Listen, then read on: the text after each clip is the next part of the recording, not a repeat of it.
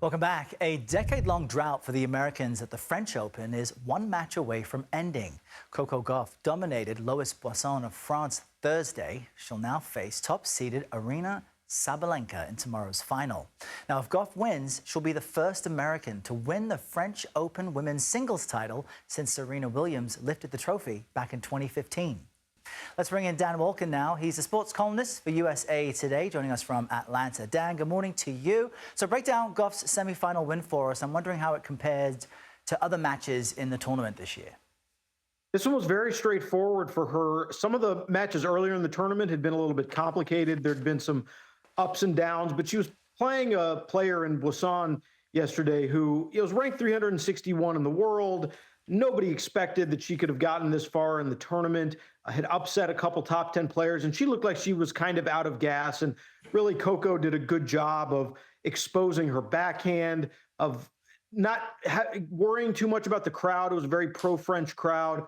Gauff just sort of limited her errors, played solid tennis, and that was more than good enough against kind of an overmatched opponent. So she moves on to the finals. Second crack for her at winning the French Open. Couldn't get it done 3 years ago. I know she's hoping for a better result this time. Yeah, and this matchup then completely different because Gauff now faces Aryna Sabalenka. This is the player who loves to grunt as she plays, but Gauff beat Sabalenka to win the 2023 U.S. Open. I was actually there, was able to witness this. I was wearing my hat from the event today. It was so cool.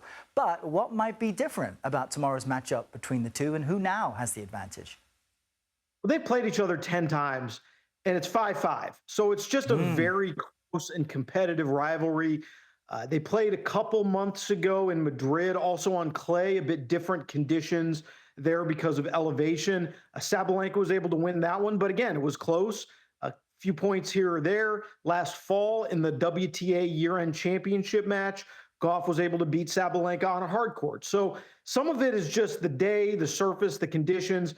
I will say Sabalenka is playing unbelievable tennis right now. She's looked fantastic in this tournament. She's been great the entire spring. She's number one in the world for a reason, and I think she has to go in as a slight favorite. But again, this matchup is so competitive that it could really go either way. Yeah, it's awesome to watch them play each other, in fact. They're both so good. Quickly, the men's semifinals today. What might we expect? What's your prediction?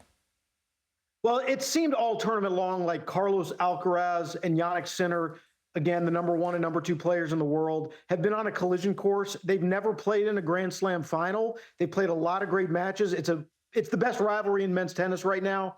So I think that's the matchup everybody wants to see. But Sinner's got to deal with Novak Djokovic, who is 38 years old. A lot of people think his career's coming to an end fairly soon, but he keeps making these Grand Slam runs, and you can never discount a champion of that magnitude. All right, Daniel Wolken, thank you so much. Appreciate your time. Thank you.